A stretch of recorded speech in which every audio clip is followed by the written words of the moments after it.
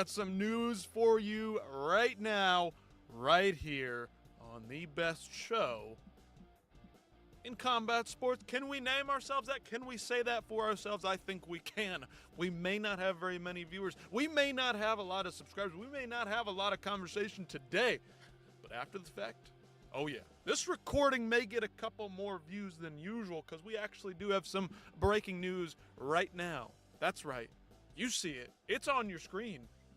Ronda Rousey, Gina Carano? What? On Netflix? What? We saw them training. We thought, maybe they're just, getting into their late 30s, early 40s. Yeah, I'm going to start working out again, get back in shape, Looks like we've got a fight on our hands. May 16th, Saturday, it all goes down. And guess who's promoting this one? The champion of all women, Jake Paul. That's right. MVP is now linked directly to MMA. Netflix is directly linked to MMA. Yes, you heard it right. Right here, right now. We're going to talk about it. What? Where do we even begin? Do you understand what I'm saying? I mean, what is this at all? Who saw this coming?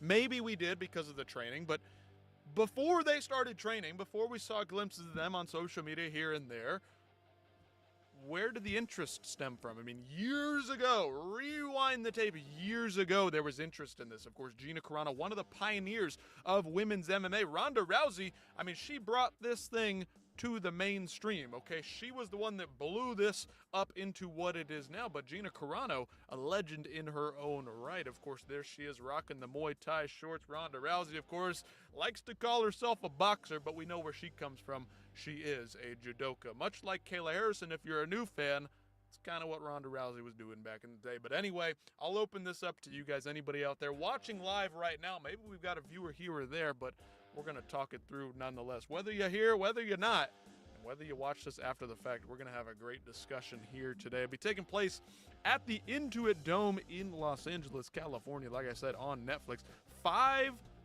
Five-minute rounds of professional MMA. That's what it says right there on the poster. We can zoom all the way in there for you if you need glasses, if your eyesight isn't too good. I don't know. Pretty crazy. Pretty wild that this is even happening. Let's see if we can find the promo, see if we can get the details. I don't know if we're going to get flagged, get hurt, get in trouble for showing the promo, showing the poster. But it's legit. There they are, in the flesh. There's the man, the snake, the weasel himself, Nikisa Badarian as well behind him. I mean, listen, I'm just not a big fan of the guy. I think he's a little weird, but I don't know, whatever. He seems to be really in it for the women and the empowerment of women and this and that, but come on. It's all about making money. We know the game, buddy. We know the game, but of course he's a former UFC employee. I do believe he was the CFO of the UFC. Could be wrong there. You guys correct me on that. Of course, hold me accountable. I am a hardcore fan, but I'm not the most hardcore. I've met others out there. You guys help me out, keep me responsible, keep me safe and free of danger. Let's check out the promo. Again, like I said, hopefully we don't get flagged for this, whatever. We'll take a watch, take a listen to it. Here it goes. Here we go. Strap in. Ronda Rousey, Gina Carano, getting even more real by the second. But will this eventually happen? We're still a couple months away. There's still time for things to fall apart, somebody to get injured. Hopefully that doesn't happen, but you never know. You never know. Boom, there goes Ronda Rousey kicking the door down. And who is this picking it up? The bombshell herself, Gina Carano. I mean, what a lovely, lovely lady, huh? There they are, like I said, Nikisa Badarian in the back. Face off. They're serious. I mean, two lovely, well, one lovely lady. The other, I mean, maybe not your cup of tea, but Gina Carano, very attractive lady. Dude, they are going to throw down. It's on. All right, Gumby throws a chat in here. Is he real? Is this a bot? I don't know where he's from, but it doesn't matter. Jake Paul versus Ronda Rousey. I got Rousey by TKO. I mean, at this point, Jake Paul seems to have proven himself a good boxer, but can he handle the 4-ounce MMA gloves, Gumby? I don't know if he can. I mean, Ronda Rousey easily knocks out any man, woman alive today. I mean, she would have boxed up Floyd Mayweather. Conor McGregor, he did okay for a round or two, but beyond that, I mean, he had just had nothing for Floyd. Meanwhile, Ronda Rousey would have easily dispatched to Floyd Mayweather. I mean, this is just an absolute utter fact. I mean, there's nothing else to say. She would destroy Jake Paul, who's much larger than her. There's no question there. But again, what do you guys think about this? Drop a comment down in here for me. Let me hear your thoughts. I mean, come on. This is grifting at the highest level. I mean, listen. I am myself a grifter. I will take something and run with it as long as I can. But to try to actually make money off of that and to waste your time here, no. We're a very serious channel. We are joined by the likes once again, by a footless Sean O'Malley. Yeah, he's here in the flesh, a real Sean O'Malley. Yep, he's here to endorse the show. I mean, we can't really get any better than that. But I will say, a headless or nearly headless Israel Adesanya, that's the next best thing. So it's not just Sean, it's Izzy too. And then, of course, we cannot disrespect the great diamond, Dustin Poirier. Yeah, he's here with us. We're ready to rock and roll, ready to get things underway. Of course, if I get my words out properly, I'm a busy guy. It's not all about social media and the internet with me. So we're going to keep talking things through, whether or not I can stumble through a couple of sentences. So again, I plead with you guys, please drop some comments in here. Let's talk it out. Let's discuss. If you guys hate this, let me know. Listen, I'm talking it up, but I'm not the biggest fan. And listen, I'm not the only one. I'm not fucking crazy. Alex Alberto, welcome into the show. Thank you for being here again. Like I always say, this is as much your show as it is mine. Drop your comments in here. Let's discuss. Let's open this thing up to a debate, because I'd love to debate, but I can't debate this. I mean, I just think Nikisa Badarian, he's a bit of a snake, bit of a backstabber, bit of a scumbag. Okay, let's just be honest. He is what he is. I mean, just look at him. He is riding the coattails of Jake Paul. He's decided to latch himself onto Jake Paul. Now, I've latched, myself onto some certain characters, some certain figures, some certain stories here and there as a grifter, but that's what I do here. I'm trying to give myself something to talk about, give you guys to talk about something.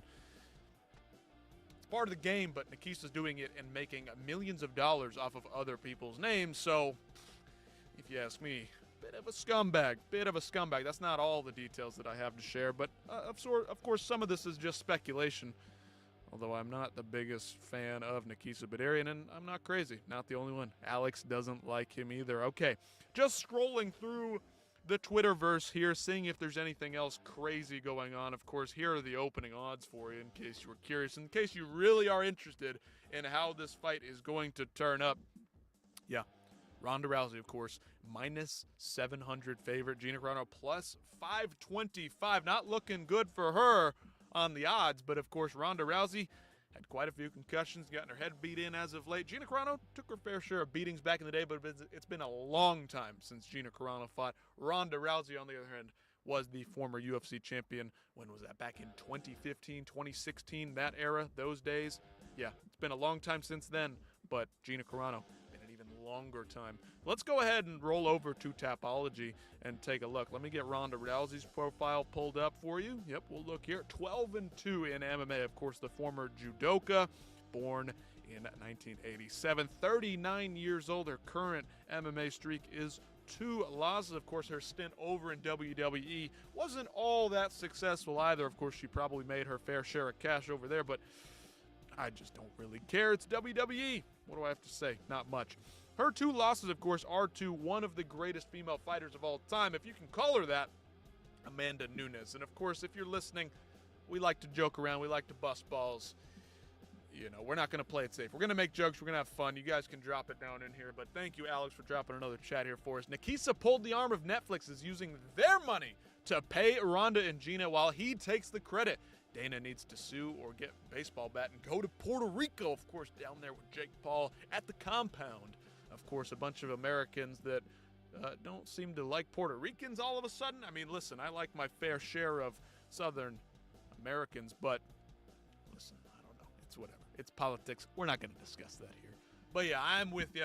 I'm not a big Daddy Dana fan, but I do like Dana White. I like most of what he stands for. However, on the promotional side of things, the dude fucking sucks at his job right now, and Jake Paul is probably a better promoter at this point. Nikisa Badarian, though, again, just riding the coattails, being an absolute turd, an absolute middleman, if there ever was one. So again, we'll keep rolling through Nope, Ronda. Gina's on my mind, of course. Holly Holm, again, that was her prior loss to Amanda Nunes, so that's 2 losses in a row. But before that, I mean, she beat a who's who in dominant fashion. Wasn't just beating them, but in dominant fashion. Betch Correia, Kat Zingano, Alexis Davis, Sarah McMahon, Miesha Tate, Liz Carmouche. I mean, now we're getting to some familiar names. Miesha Tate again, Julia Budd. I mean, come on, this is good stuff. I mean, she wasn't perfect in judo, in the Olympics, right? She had her Olympic run. Great stuff there for her. That was very impressive, of course, to represent America. Very cool. But Julia Budd, she's still around. Miesha Tate, still sort of around, but of course she's kind of retired at this point. Liz Carmouche, she just got a fucking knockout in the PFL not too long ago, so that's aged very well. Sarah McMahon, she's kicked around in the UFC. Alexis Davis, she's been around. Kat Zingano, I mean, she's been over Bellator, PFL, right? Betch Correia, I mean, she retired, been getting a little thick, but you know what? Back in the day, not a bad fighter, of course, former champion. Right? Am I wrong? Maybe I'm crazy. Maybe, I'm not too old, so sometimes the memory doesn't quite work the way it's supposed to, but that's why I cannot provide you the level of hardcore fandom that you deserve. You guys, again, deserve the best. Sometimes I can't always offer that, so I have to rely on the chat to drop us down in there. Of course, we've got more bots over on the kick side of things. That's always lovely to see. But we'll check out Gina Carano's page, 7-1. Of course, man, she's 43 years old. Still looks great. Still looks to be in good shape now. Last fought 2009. Holy cow. Whew. That loss, of course, came to Chris Cyborg. 1 loss. She's done. She got beat up pretty badly. But prior to that, of course, Tanya Evinger. Big name. Leticia Pestova. These are names that you may not remember if you're a new fan. But listen. Elena Maxwell. Pardon me. And Tanya Evinger are the ones that stand out to me. Big wins there. And Chris Cyborg, of course, the loss, which Chris Cyborg went on to be one of the greatest female fighters of all time, if not the best, still in my opinion, better than Amanda Nunes, even though she lost that head-to-head bout. So, again, you guys let me know. Gina Carano, 2009 was her last fight. I mean, how many years ago was that at this point? 17 years. What in the world are we getting ourselves into here, ladies and gentlemen? Again, I'll open up the chat. You don't remember Julia Kedzie? I'd have to look at her face, man. Once again, Alex, listen, we've got a real hardcore in here. She does look familiar, but I'm not going to pretend like I know all that much. Listen, Alex, hate to break it to you, my friend, but women's MMA, not my forte. Never has been, never will be. But yeah, of course, the legend, Julia Kedzie, she is a fireball. I mean, the nickname, it speaks for itself, okay? This is her. She was the best at one point. Yeah, I don't know much about her. Don't really care to learn much about her. Of course, trained out of Jackson Wink, blah, blah, blah, blah, blah, blah, blah, blah, blah. Whatever. All right, Alex, you win this one. You win this one. Okay. What is our next order of business, though? Maybe we should discuss a little bit of Fight Week. Maybe Alex, Alex seems to be fairly active in the chat right now. We'll wait a second to let him catch up. I'll see if I can pull up some stories. Maybe he wants to talk about something more specific. But until then, I'm going to go back to Twitter, see if I can find my stuff. Of course, like I said, I'm a busy man. I got work. I got things to attend to in real life. I don't have the time to sit here and compile a list of notes and articles. I wish I could. If I could, I would. And until then, we'll see how this goes. Maybe we'll build up a profile, build up a platform. We can actually speak about things in a professional manner. But until then, we'll continue running the highly professional stream that we have here. Okay, lots of memes, lots of Ronda Rousey. I mean, this is it's all over the Twitterverse right now. All over the place. Can't even find anything else to talk about. But we'll go back to Tapology. Maybe we'll talk Strickland versus Fluffy some more. Who could possibly be on the undercard? Now, that's the question. Alex. What is the undercard going to look like? Of course, MVP is the promotional arm of Jake Paul and the aforementioned Nakisa Badarian. So we start to wonder, what is the undercard going to look like? Is this going to be boxing? Gina Carano's got Muay Thai outfit right there, right? She's got the Muay Thai shorts on. Is this going to be like a mixed thing? Or we're going to have boxing? We're going to have Muay Thai? We're going to have Jiu-Jitsu, Judo on the side of Ronda Rousey? I mean, what is this? Is it going to be all MMA? I mean, are we going to get Chael versus Anderson? Are we going to get Tyron versus Anderson over in boxing? I mean, mix things up, rematch. Is Jake Paul going to fight Nate Diaz on this thing? I mean, What is this? What are we getting into? That's the big question. Alex, great question. We don't know. We can only speculate. We can only wonder. What the hell is this? And what are we getting ourselves into?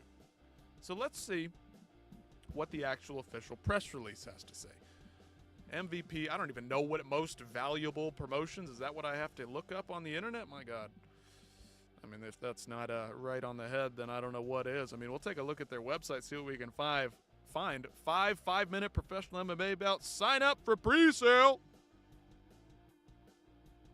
Oh, women's box. I mean, I just could give two shits, I'll be honest. Here we go. Let's see what we got. MVP athletes. Who could be on the card? Okay. Bunch of women. I don't know any of these people. Oh, there's Amanda Serrano. There's one I know. Alicia Bumgarner. I know her. Beyond that. Who the fuck are these people? Who the fuck? Holly Holm. We know her. Anybody else? Nope. Oh, okay. Male contenders and prospects. Whoa. Luan. Jake Paul. Whoa. See, that's what I wonder. Will Jake Paul be on the undercard? Would he take a co-main event slot there? I don't know. Let's check out what they have to say under the news articles. Holy cow. How do you run a fucking promotion if your last article was written back in November? It has been months since November, and you have nothing to talk about, nothing to discuss. Listen, I take a week off here and there, but this isn't my fucking job. This is not how I'm trying to make money. It just seems like if you're trying to stay in the social and, pop culture zeitgeist, you would be writing some more articles, talking about some more stuff, putting on more events if you even had the money for it. Most Valuable Promotions brings professional MMA to Netflix with Ronda Rousey versus Gina Carano on Saturday, May 16th of 2026, live from the Intuit Dome in Los Angeles, California. Hold up. Some of those girls don't look ugly. Am I right? Oh, Alex. Yeah, I noticed that too. A fair share of those ladies, not too bad. But that's probably why they're fighting for MVP and not a legitimate promotion. Okay. Ronda Rousey returns to the cage after a decade for a dream showdown with Gina Carano. Rousey versus Carano kickoff press conference will take place Thursday, March 5th at the Intuit Dome, hosted by Ariel Hill. Oh, I thought this guy was an MMA guy. Yeah, he's a fucking rat. He's going to go where the money is. Okay, we know how this works. Stop pretending like you're the greatest journalist of all time. Now listen, if he puts out a report, I trust it because what's the right word? See, I'm kind of stupid, okay? So chat, help me out. What's the right word? Anyway, I don't care. It doesn't matter. I'm not going to talk to chat like that because I'm not a fucking idiot. But Alex is here. We can talk about it. Tickets go on sale Thursday, March 5th, blah, blah, blah, blah, blah. Most Valuable Promotions and Netflix today announced a colossal MMA showdown headlined by the return of former UFC champion and Olympic gold medalist Ronda Rousey. 12-2, 9 submissions, 3 knockouts versus combat sports trailblazer Gina Carano, 7-1 with 1 submission, 3 KOs, and a featherweight bout at 145 pounds. This event will be professionally sanctioned under the unified rules of MMA and contested over 5 5-minute rounds using 4-ounce gloves inside a hexagon. No. Octagon, right? Octo, 8, right? Septa is 7. 6. Hexagon. Okay. Who shattered the glass ceiling for female MMA fighters and became the face of an entire sport, male or female, with Carano, the sport's first true crossover star in a highly anticipated fight that has been years in the making. Did they really shatter anything, or was it more Conor McGregor? I mean, Ronda was very popular. Gina, I guess, was her and Chris Cyborg's fight in Strikeforce, was that on CBS? I do believe it was. Again, somebody check me. Throw a comment down there, whether it's live or after the fact. I don't care. Somebody fact check me. Rousey versus Carano represents a historic moment in combat sports as Netflix's first ever live MMA broadcast and MVP's inaugural MMA event. The matchup unites Rousey, the woman who shattered the glass ceiling, blah, blah. Same fucking shit, dude. Did I already read this? Maybe I did. I don't even care. I'm so lost, so bored right now. The event follows the unprecedented global success of MVP and Netflix's boxing partnership, which has redefined the sport for the streaming era. The collaboration reached a historic peak in November 2024 with Paul versus Tyson. I mean, we're talking about 2 years ago now, almost, which shattered records as the most streamed sporting event of all time with 125 million viewers live plus one. The Super Bowl does like 130 on average. While Taylor versus Serrano 2 co-main event became the most watched professional women's sporting event in U.S. history. Okay, bro. How many people watch the Olympics? How many people watch the World Cup? I don't know. Following the massive 2025 successes of Taylor Serrano 3 and Jake Paul versus Anthony Joshua Judgment Day, MVP and Netflix are not bringing the same disruptive energy to mixed martial arts. I mean, come on, are they really going to do this thing? They use a hexagon cage in French MMA promotions, and I think World Series of Fighting PFL used to use it. Do they still use it? I feel like their octagon is an octagon now, the PFL, but I know they definitely used to. Some promotions do use a hexagon. I'm playing it up a little bit here, Alex. Tickets will go on sale Thursday. We already read. This is so fucking repetitive. The event will also feature the return of MVP's exclusive VIP experiences, including MVP's owner's experience. Who the fuck's got a fucking $10 million bankroll to cash out on this? I mean, I don't know. Ronda Rousey and Carano will meet face-to-face for, oh my fucking God, this is so repetitive and so stupid. I already fucking read this 3 times. Jeez. Who the fuck is writing this shit? Ronda Rousey completely, this is like AI, okay? This is what AI is right here, right? Am I wrong? Am I wrong? Anyway, Ronda Rousey completely transformed the world of martial arts. I mean, I've already read this. Twice now. The self-proclaimed Rowdy Ronda. Rousey, the baddest woman on the planet, was the first American woman to win an Olympic medal in judo since it became an official event. And then Kayla Harrison did it better. Okay. One of the most followed female athletes on social media and an actress who has appeared in both Fast and Furious and The Expendable. I don't fucking care, dog. She's married to former UFC heavyweight contender Travis Brown. Been waiting so long to announce this. Okay, this is a quote. We use quotations.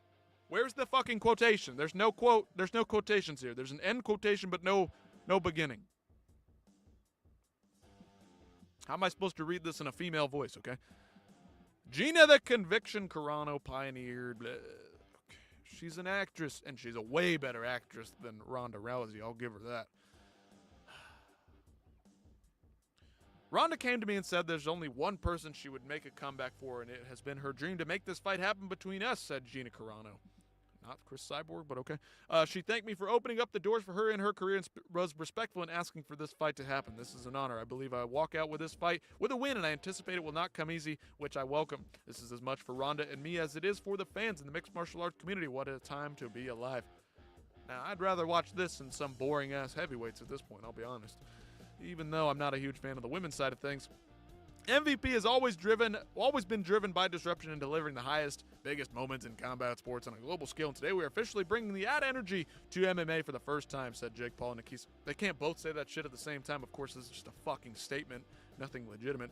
Gabe Spitzer, Netflix VP of Sports, after the record-breaking success in boxing, we want our MMA event to be truly legendary, which we're thrilled to continue our partnership with MVP and bring our... It's just fucking views. There's no substance here. It's just views. Am I gonna tune in and watch it? Maybe, if I happen to re-up my Netflix subscription, but fuck all, dude. Netflix is expensive as shit. Am I wrong? I don't think so. I'm not a fucking millionaire like Jake Paul and Nikisa Badarian's bald penis-shaped head. Anyway. That's it. That is the press release. That is the official statement from MVP, from Jake Paul, Gina Carano, Ronda Rousey. It's going down May 16th. Big news of the day. Some other big news dropped in yesterday evening. Anthony Smith returning to the cage, to the ring, to fighting in game-bred bare-knuckle MMA. More specifically, a tournament taking place over multiple months throughout the course of 2026. This is very interesting. However, Anthony Turtle Smith, I'm not so sure how this is going to work out for him. But let me pull up a graphic so it looks a little bit prettier for anybody watching out there before I just get boring and read it verbatim. Because again, I'll admit it, I'm a bit of a grifter too. It's what I do. But Anthony Smith versus Chase Sherman, going to be the headliner, or we assume will be the headliner, game-bred bare knuckle. I'm excited to see this. I love the bare knuckle MMA. I've been missing this game-bred shit. I don't know where they get their money from. They clearly don't have enough to fund it long-term, but at least for now, potentially we've got an event in the books. Chase Sherman, the vanilla gorilla himself, of course, he's been making waves outside the cage. I believe he's competed in karate combat, bare knuckle boxing, I believe, maybe. I don't know, maybe I'm wrong there, but again, somebody will check me. But this isn't the only, guys. This isn't the only thing. It's going to be a 16-man tournament at heavyweight. Anthony Smith, former middleweight. I do believe he even fought at welterweight back in the day. I could be wrong on that. But other matchups include Guto Innocente versus Muhammad Usman. Now, that's a fun matchup. If you're a one championship enjoyer, if you're a Glory kickboxing enjoyer, Guto Innocente, he's a fun fighter to watch. Muhammad Usman, more of a wrestler, but who knows, going to strike it out, bare knuckle. Maybe he's got some heavy hands, you know. Alexander Romanov, Nikolai Kovalenko, Bruno Capoloza, former PFL guy, Todd Duffy, former UFC fighter, been around the block. I mean, this is interesting.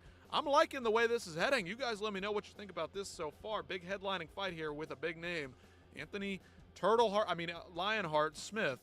Yeah, I feel like George only has this going because he wants some friends to get paid before they retire. Now that isn't a crazy statement to make. Now, if it benefits us as the fans, as the viewers, he was talking TV deals recently on the Ariel Helwani show. I don't know how that's going to work out. I don't know if he's going to be able to actually get a TV deal together. I'm okay with him. Now, I know that it's a business. They got to make money, but streaming it for free on YouTube and just selling ads on the canvas, if that can make you enough money, that's the way I would operate. Because it just opens you up. It gets eyes on it. It gets people interested. It gets people invested in what's going on, right? That's what Dirty Boxing is doing. They're doing a great job. I'd imagine maybe they try to get their rights, maybe go over to Fight Pass. I don't know. I mean, like Dirty Boxing, I feel like they're doing a great job. I feel like they're fairly successful right now. So why not just throw this thing on YouTube and let everybody watch it who can get their eyes on it, and then start to branch out from there and try to figure out where you can get your TV deals. But right now, it's been a long time since you put on an event, almost, I believe, 2024. So, I mean, who knows what's going on? I mean, it's not even listed on Tapology. I'm trying to figure out where I can find their website, something professional, something legitimate to actually go through and talk about. I mean, do they have anything on the book? They do have something. Game-bred Promotions, Bare Knuckle MMA. Here we go. Anthony Smith, Chase Sherman, the only official belt right now. But we've got an event May 1st as well, so not just April 10th, but May 1st. So it'll be this first one will be taking place in the Caribbean, and the second will be in Miami, Florida, headlined by Bruno Capoloza, Todd Duffy, I imagine, unless they get some bigger names, smaller guys to headline. But yeah, big news, interesting stuff here. Guys moving over from, 4-ounce gloves in MMA to no gloves, bare knuckle. It's exciting, dangerous. Cuts open up. I like it. Dangerous. I like the danger. Now, I'm not a big power slap guy, but a little bit of sophisticated violence, I'm all for it. Let's see what the Uncrowned staff put together. Quickly, we'll read through it, get their professional take on the whole thing. Jorge Masvidal is bringing some big money to MMA's regional scene. The former UFC star on Monday unveiled his plans to MMA Junkie for 2 bare-knuckle MMA tournaments in 2026, one at heavyweight and one at lightweight. Now, the lightweight one sounds pretty tasty to me. heavyweight MMA. Not the best. Featuring a menagerie of veteran UFC names with 2 separate $500,000 grand prizes. That I like the sound of. Good for these guys to get a nice payday. Masvidal said the tournaments will take place over the course of 4 rounds, starting on April 10th in the Dominican Republic, with a second event already planned for May 1st in Miami. Headlining Monday's revealed list of participants for the heavyweight bracket is one-time UFC title challenger and current UFC broadcast analyst Anthony Smith. Lionheart Smith. Smith, 37, retired from MMA this past April following a first-round TKO loss to Zhang Minyang in his UFC swan song. Joining Smith in the heavyweight bracket will be fellow UFC veterans Chase Sherman, Muhammad Usman, Alexander Romanov, Todd Duffy, Guto Innocente, as well as former PFL tournament champion Bruno Capelloza, very tall guy, very long-rangey guy. This one's going to be fun. Nikolai Kovalenko. Listen, these aren't the best heavyweight fighters, but they're not the worst. They're not the fattest of the fat, okay? So the announced matchups as for the heavyweight tournament so far: Anthony Smith, Chase Sherman, Guto Innocente, Muhammad Usman, Alexander Romanov, Kovalenko, Capelloza, Todd Duffy. We already discussed this. Masvidal is expected to reveal the names of the other 8 heavyweight tournament participants in the coming days. Masvidal's game-bred bare-knuckle MMA shows have featured plenty of notable UFC veterans in the past, including former heavyweight champion Junior Dos Santos, Roy Nelson, Alan Belcher, Hector Lombard, that's a good one, Francisco Trinaldo, and among others. Who else has been on those cards? Randy Costa, that was a good fight he had back in the day. That was probably 2 years ago now, maybe 3. Game-bred bare-knuckle has been on hiatus since November 15, 2024, so over a year. However, Masvidal now appears committed to bringing it back in a surprising big way. I mean, is this a way to do it? I don't know. Tournaments in one night, very exciting. Tournaments over the course of time, you open yourself up to injuries and other things like that, and things don't always fall out the way that we would like them to. So here's a quote from Masvidal to wrap this thing up. "I don't mind taking the loss from a smaller gate for making a huge statement online. We're giving as much money as we can to the fighters. Really, who's doing anything right now? It's just worked out perfectly. Never wanted to leave the whole time I was working. In the shadows, in the back, it's what the business owners do. I was just hustling, brother. Seeing what I could do, what networks I could get on board, what sponsors I could bring on the board. I did everything to keep the dream alive, just like fighting. I was able to secure some funds. So here we go." All righty, taking a look at the chat here. No motion. Dropping a little emoji there for us. Dead eye emoji. Thank you for that. I don't know what that means or what you mean by it, but that's it. That's our next story in the books. You guys let me know. What do we think about Anthony Smith going into bare knuckle MMA? Oh, I don't know about that. I don't know. Anthony Smith. What are we doing, my friend? What are we getting ourselves into here? Is this going to be another turtle up rolling around on the ground? Maybe so. Of course, I do believe it was in a ring. If I stand corrected, somebody again fact check me there. Maybe it was a ring. Maybe it was a cage. I don't remember. It's been so long, I can't remember.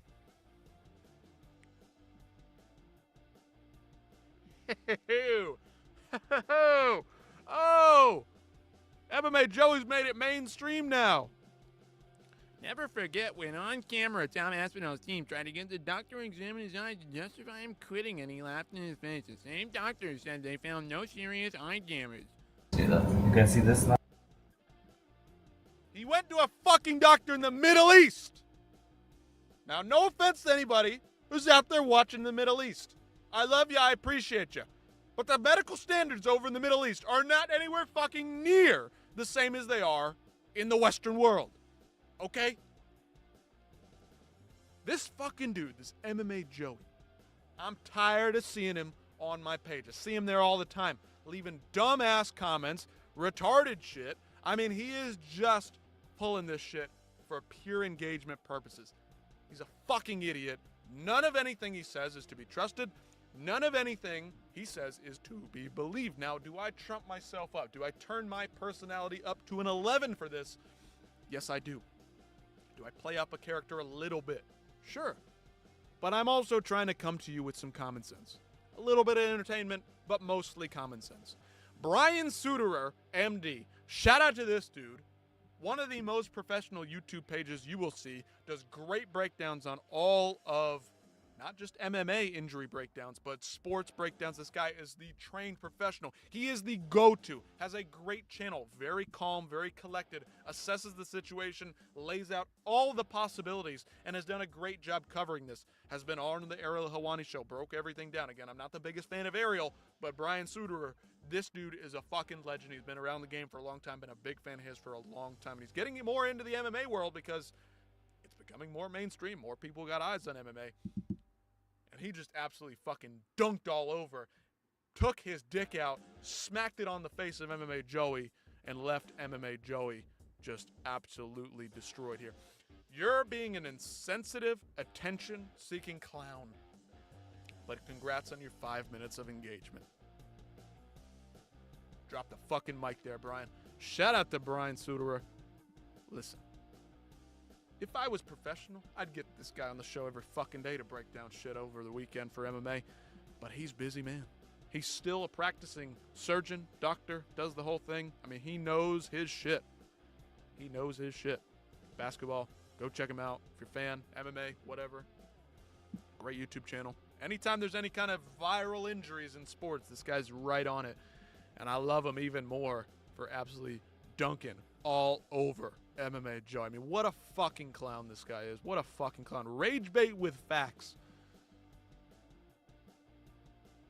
I'm looking at my numbers, live viewers right here. I don't need to have that many viewers to be able to spew truth, okay? I don't need to have a large audience. I don't need to be making money here to have morals. MMA Joey does not have morals. And another man who has some pretty good morals, Capitan Ralph Fuccio, fellow creator, fellow truther, for the most part. Do we trump things up? Do we play characters, Ralph Fuccio? Yes, we do. But at the end of the day, I gotta say that a spade is a spade, okay? We gotta call it like we see it. We gotta be honest. We gotta try to be as unbiased as possible. But of course, this is MMA. You have your favorite fighters. You have the guys you love. You like your characters. So of course, when Ian Gary, a boring-ass motherfucker, is talking shit about guys that are nowhere near as boring as him, I'm going to stand up for those fighters, and I'm going to try to dunk all over Ian Gary because I fucking hate that motherfucker's guts because he's a fucking little snivel, okay? He's just a little snuffle, just a little nothing on the side of my nose. I brush him off like he's nothing because he offers zero, brings zero to the table. Terrible personality, terrible character, and an even worse and boring fighter. Now, he is a great fighter. He's a great fighter. I can admit that, but he's fucking terrible. Anyway, this is why the MMA community is infected with some toxic content creator who's been falling with the clickbait shit. And another man I have to lump in there, Ralph Fuccio, might stick around, he might not, he might jump out of here, but he brings up a phenomenal point. Ruben fucking Carter, I will speak his name. Others do not like to speak his name, but Ruben Carter on Twitter, one of the worst pages out there. This guy just click farms, he rage bait, whatever it fucking is. I don't know what it's called. I'm not really up with the lingo. Of course, I'm an old soul and I don't really spend a lot of time on social media. As you can see, this is just me giving you an honest breakdown, honest reaction. It is what it is. You see it, you call it, you do it. Yeah, that's it. I come at this thing with relative unbiased. Now, I have my favorites, and of course, you cannot pretend to be unbiased. You're not. If you're covering the sport, if you're a fan of the sport, you can really not be that unbiased. But you can try to be, and I do try to be. But yeah. Josh Thompson of the Weighing In podcast. I mean, they're running at like 0 views at this point. Back in the day, early, 2019, 2020, 2021. I mean, it was the best of the best. It was the best podcast out there. Big John McCarthy, he had the referee perspective. Josh Thompson had the fighter perspective. They were doing great interviews across the board. Now, Josh Thompson running this thing by himself. It's fucking terrible. And he went out there and really tried to sell us on the fact that Tom Aspinall was made to vacate the title and that Ciryl and Alex Pereira might be fighting. Or they are fighting. He said this like it was an absolute fact. Hey guys, rumor is, I've heard through the grapevine, this, that, and the other. No, you didn't. You read something on social media like any other fucking retard that lives on the internet, and you decided to run an entire story, an entire video about that. No, you're a fucking idiot. You're a fucking idiot. All you're doing is trying to farm views by saying that shit. And guess what? It fucking worked. Great job. Josh Thompson, your integrity went right out the window. Now, it's been out the window for me for quite a long time. This guy is a former MMA fighter, deeply connected at AKA with Habib, DC, all those boys back in the day. He's connected to the industry. Reach out to somebody and confirm some shit before you start talking about it like it's absolute fact. You fucking idiot. Stupid motherfucker, Josh Thompson. I'm sorry. I used to listen to this guy. I used to love him. Used to be there tuning in all the time. I do still value some of his opinions, absolutely. But at this point, this dude sold his fucking soul to be internet famous, okay? Is that what I'm trying to do here? To 0 viewers? To 0 chats rolling in? No. I enjoy this. I have a good time here. You guys, if you're tuning in after the fact, if you're tuning in live, if you're out there lurking right now, you enjoy this sport. You like hearing about the sport. You like talking about the sport, like I do. Do I get all my facts correct? No, but I try to see, okay, that's obviously fucking bullshit. They made him vacate the title, and Alex Pereira and Cyril Gane is an absolute done deal. No, it's not. It's possible. It's a possibility. But nobody has heard anything about it. No, there's no rumblings. There's no movement on that we know of. You read some fucking stupid tweet and you said, I've heard that it. No. You read something online like any other dope that lives out there in the world. Any other human being could have done the same thing. Okay, you didn't hear reports. You didn't gather information from inside guys. Okay, you don't have guys on the inside. Maybe he does. Reach out to him first before you start spewing dumb shit that's completely, utterly untrue. Okay, because other media outlets, they're going to run with it. They're going to hear that Josh Thompson, former MMA fighter, he's got connections in the industry. He knows something, but unfortunately, he did not. He was wrong, and I fucking hate him for it. Tired of it, man. Anyway, we'll keep talking about something else. We got to change topics because I'm getting too fired up, too pissed off. Josh Thompson's put me over the edge, so maybe we'll give a little bit of a rundown. I mean, if you guys are still out there, let me know what's going on. Let me know your opinion. Drop it down in here. Maybe you disagree. I'd like to go back and forth with you. Convince me. If I can't convince you, you convince me, or we'll just meet in the middle and call it where it is. So I'll leave it up to you guys for a minute. Leave the chat there. Do your thing if you want. If not, perfectly okay with that too. Happy with your viewership nonetheless. If you're here, if not, that's okay too. I'm just talking out into the ether here. But again, Sean Strickland, Anthony Hernandez coming up this week. Big time matchup in the UFC rankings. Of course, the fifth versus the fourth guy, okay? Fluffy on a heck of a run. 8-fight win streak up to this point against a who's who of contenders in the middleweight division. Sean Strickland, a perennial top 5 contender at this point. Many main events. This will be his first one in terms of a big American crowd main eventing it. Sean Strickland getting his due. Very popular up to this point, but falling on rough times here. A couple of losses to Dricus du Plessis mixed in there with a Paulo Costa win, of course, in a co-main event not too long ago. But Jeff Neal, Uros Medic, they round out the co-main event. I want to say big-time matchup at 170, but it's really not. Jeff Neal, of course, Texan guy. Dan Ige, Melky Costa, that's going to be a big one. That's a great fight at 145. 2 big-time prospects, right? Well, I say prospect. What am I fucking talking? No. Rewind the tape. Dan Ige is not some prospect. He's a middle-of-the-road gatekeeper. Let's call him what it is. Let's call him what he is.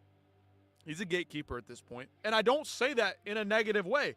If you can't beat Dan Ige, you ain't going to be anything special, okay? Melky Costa will be taking on a tough, gritty veteran in Dan Ige. Melky Costa is the hot prospect. He's on a streak. He's ready to go. His last loss, of course, to Steve Garcia, who is rapidly ascending those featherweight rankings himself. So, listen, we've got a prospect versus the veteran.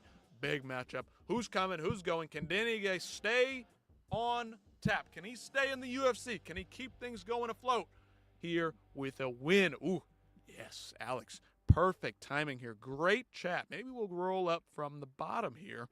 Of course, yesterday I did mention that Josiah Harrell did have brain cancer. I was wrong. It wasn't brain cancer. It was a specific brain disease, a rare brain disease. Josiah Harrell coming back, gets a couple of wins. He'll be taking on Jacoby Smith. But again, we'll roll down to the bottom of the card. Like I said, Carly Judice, one of the few ladies out there that I do actually like watching. She seems like she really wants to fight. She seems like she wants to put some hurt on some other ladies, and I respect that. I actually enjoy that. So this might be one of those few women's fights that I will tune in for. Meanwhile, Alex, you said it. You laid it out for us perfectly.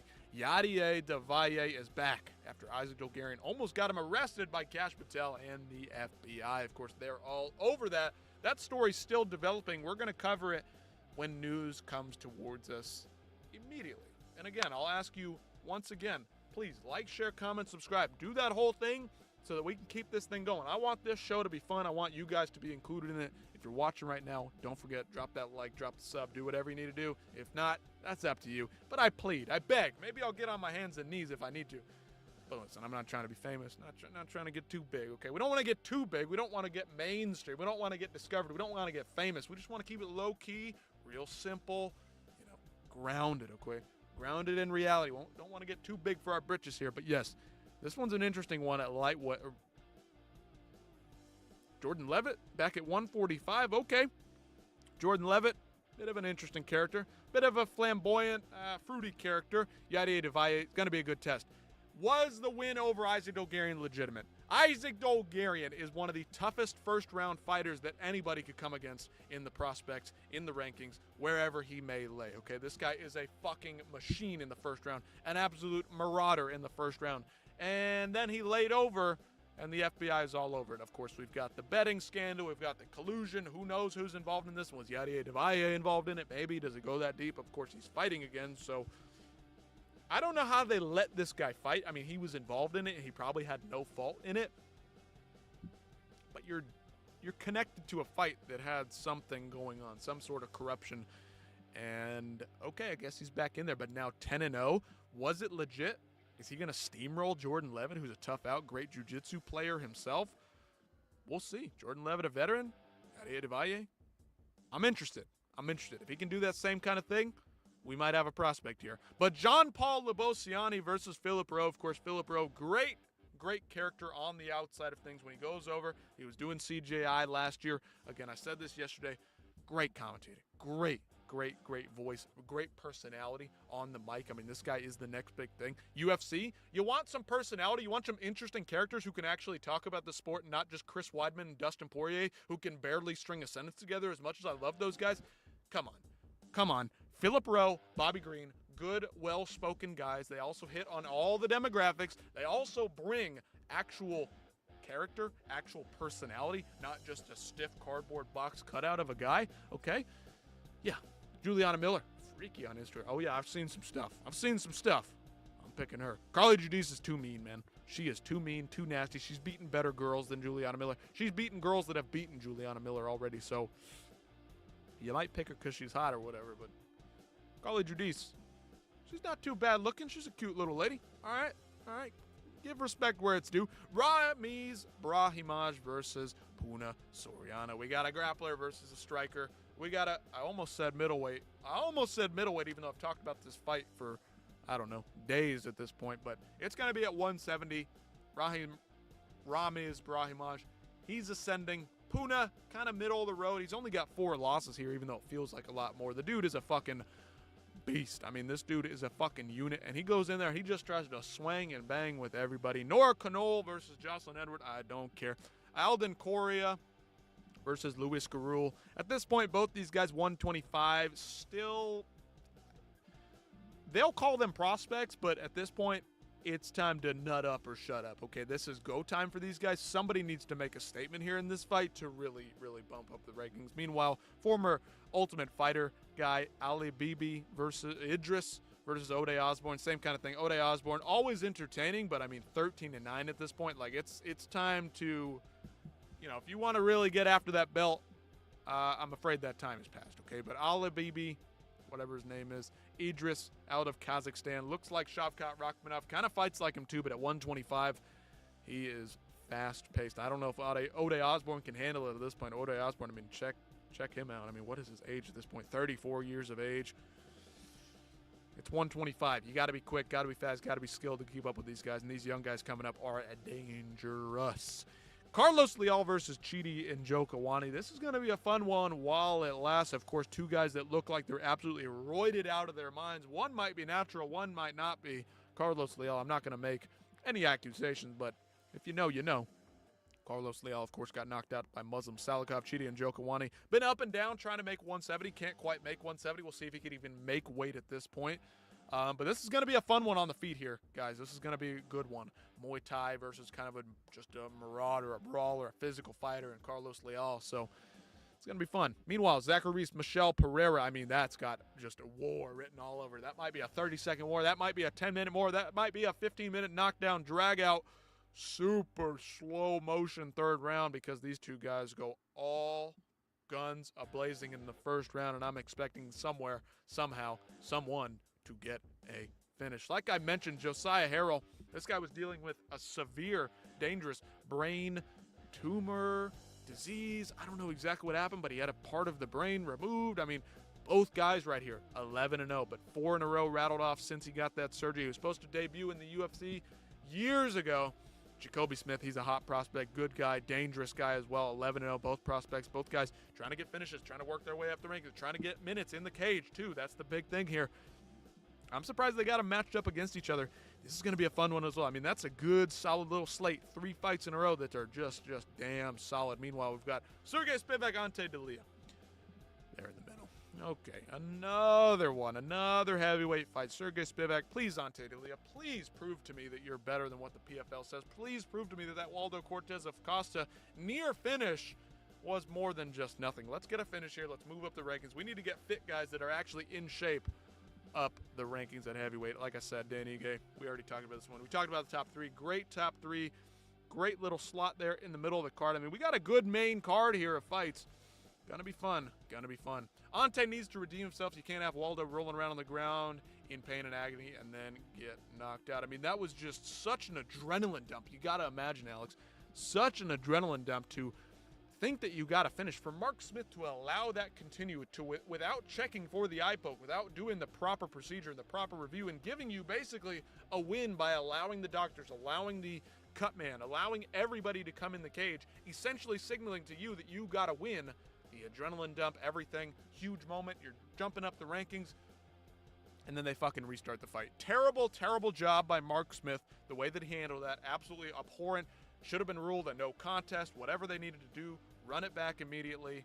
Terrible to see Waldo get eye poked there, but then to come back and get the knockout, of course, he gets a second chance at life, completely revived. Mark Smith waved that fight off as if it were a finish and then allowed it to continue. If you're going to wave it off and say it was a finish, you got to say it's a finish.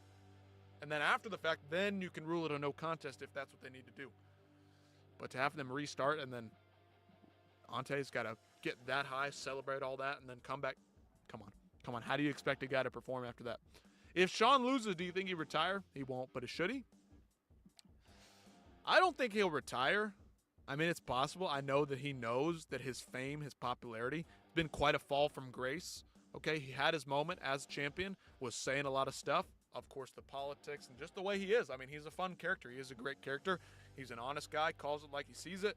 Not my favorite character. I mean, I don't think I like him much as a fighter, really. His style, it can be boring. But again, it's up to his opponents to make the fights interesting because he's always in your face. His defense is on point. And I don't know. I don't think he retires. I don't think he gets beat up too badly here either. I think he could get submitted. I think he'd get worn down over the course of the 5 rounds. But we know Sean Strickland has great cardio too. So it's an interesting matchup. I really don't know what we're going to see. Of course, there's rumors floating around there that Fluffy was dealing with some kind of injury that's lingering still even after he signed the fight. I mean, I don't know. But I don't think Sean retires. I mean, that definitely knocks him out of the top 5, I would say, for sure. Fluffy, I mean, he's been, to me, a top 5 contender for well over a year at this point. The guys he's fighting, the toughest matchups, they always are given Fluffy, of course, minus that Roman Dolidze fight. I mean, this guy's taking killers up the rankings as he's been ascending through the middleweight top 15, right? 15-2 record, 32 years of age. I mean, it's time to go, man. It's time to give him what he deserves. He's not that boring. I think they're holding him back. I think they could easily have pushed this guy earlier than he did. But, I mean, Roman Kopylov, when he beat him, he was a hell of a fighter. Michelle Pereira, tough guy. Brendan Allen. I mean, Brendan Allen's Brendan Allen, right? Tough guy, top 10 guy, top 5 guy, in my opinion. I think Brendan Allen is that good. Roman Dolidze, last time out, not so much, but it was a short notice kind of thing. Edmund Shabazian, hell of a prospect in and of himself. Marc-Andre Barriol, we know how tough that guy is. Josh Fremd, Rodolfo Vieira, though, to submit Rodolfo Vieira, crazy work to do that, to get that done. So that pretty much does it for us. And talking about that, so again, I'll leave it up to you guys. If you have anything to add to the conversation, I'm open to it. I'm listening. But for now, that might be where we leave it. I mean, we talked about Ronda Rousey. We talked about Game Bread Bare Knuckle. We talked about Anthony Hernandez versus Sean Strickland, the big main event going down this weekend. So we'll open it up for just a second. I'll get a sip of water. And maybe, just maybe, we'll head on out of here. So thank you guys for tuning in live. Thank you, Alex, for dropping some chats. Captain Rafucho, he was also here. Appreciate everybody for jumping in here live. Anybody who's out there lurking, enjoying from afar, just listening, I appreciate it nonetheless. What do I think of Zuffa boxing? Now, I did think, Alex, we talked about this yesterday a bit. I thought the fights were pretty entertaining. Am I super invested in it? Not too much, but I do think that the matchmaking, I do think that most of the fights have been very entertaining. They're picking guys that are specifically entertaining boxers, not just point fighters, but actually good boxers aside from maybe Callum Walsh, but we'll see. Not much. I don't have much to say. This was my first time watching it. It was, of course, their third event. Max Kellerman really likes to talk up Zuffa boxing, how it's the best thing ever. I think he's a little bit overboard on some things, but overall, great show aside from the desk crew made up of Molly Karam and Mark Kriegel. Not a fan of those. But yeah, Dana said it's like beating up babies, taking on the boxing world. And you know what? At this point, they're running events and all the other guys aren't saying much about it. So maybe them not saying much, trying not to bring or shed too much light on it. So I'm